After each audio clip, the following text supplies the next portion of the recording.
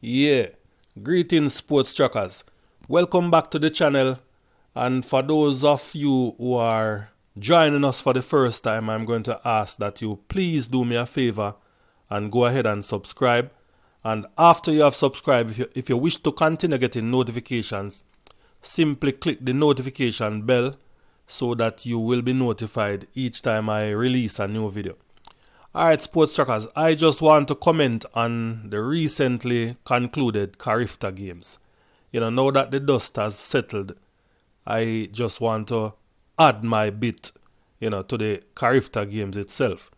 First and foremost, I want to commend Grenada for what, in my estimation, was a very well put together CARIFTA games. The energy, it was there.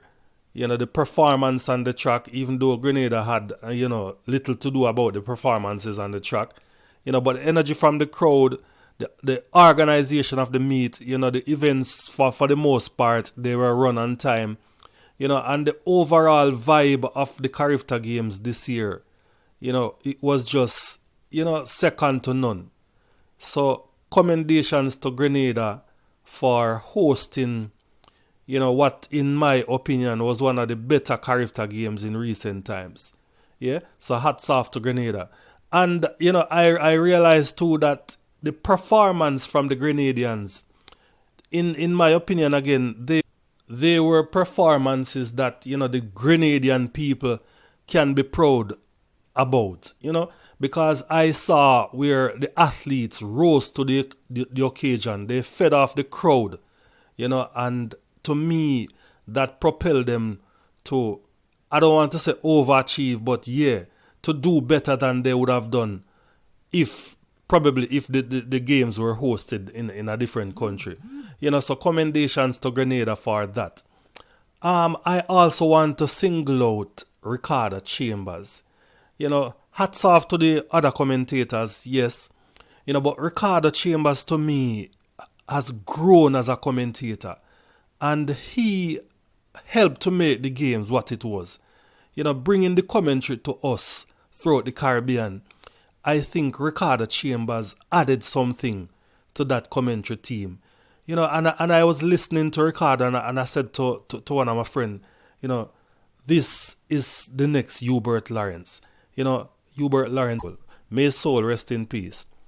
But Hubert has done well over the years, and upon his passing, I know that many, including myself, wondered what is going to happen to track and field now, because Hubert Lawrence was the voice of track and field, not only in Jamaica, but throughout the Caribbean. But I realize now that, listening to Ricardo Chambers at Champs, at Boys and Girls Champs in Kingston, and now at the CARIFTA games, I realized that, we have nothing to worry about. Don't get me wrong, nobody can replace Hubert Lawrence, because Hubert is Hubert. But Ricardo Chambers, to me, is an excellent protege, so to speak. I think track and field fans don't have much to worry about. I think we're in safe hands. Because Ricardo Chambers, he is eloquent, he is knowledgeable, he is a student of the sport, and I don't think that there's much more that we can ask for in a commentator. So hats off to you, Ricardo Chambers. A job well done. Yes, sports trackers. Now I want to comment on a few more things. There is something circulating on social media pertaining to a response made by a Jamaican athlete in an interview, and the subsequent reaction to that response by a Trinidadian athlete. I think everybody knows what I'm talking about. The Jamaican athlete was interviewed first, and he was asked, what do you make of the competition by the Trinidadians and so on. So he responded that they are soft. It's like he wasn't threatened at any point.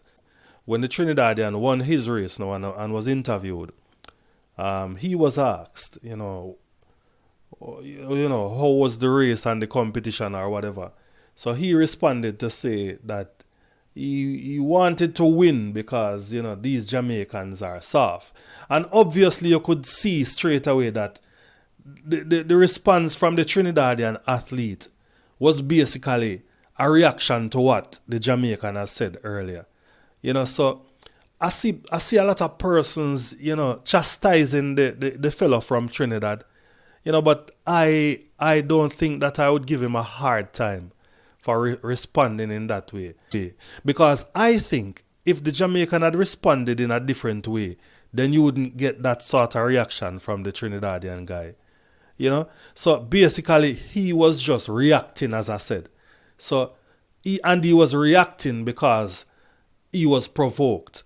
You understand? Because a comment like that coming from the Jamaican to say that your competitor was soft, naturally it is going to hurt some feelings.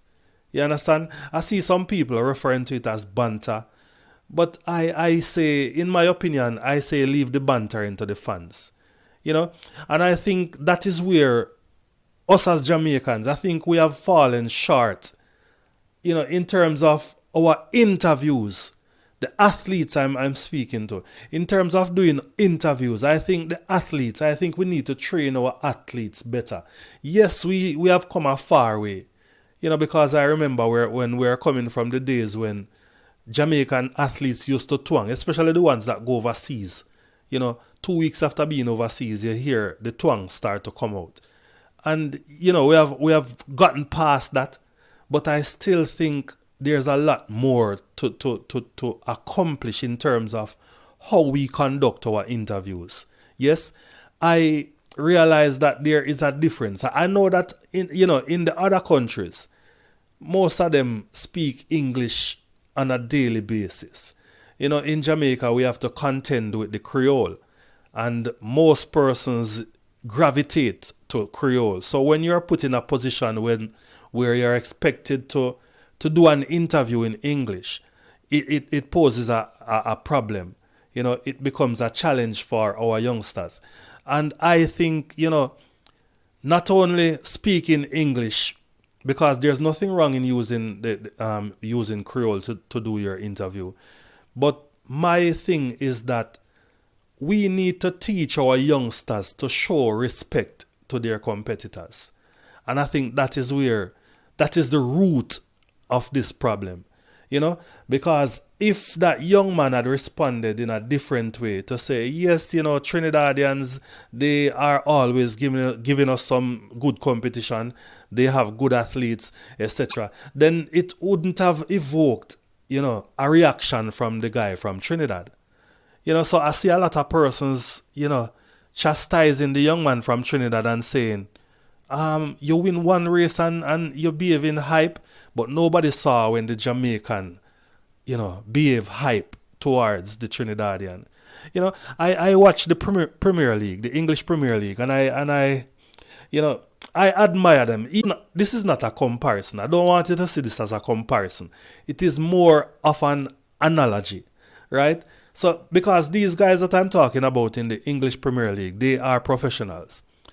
And I realized that, from players to managers, whenever they're asked about their opponents, they always respond in a positive way. They always respond by crediting their opponent for, the type of football that they play.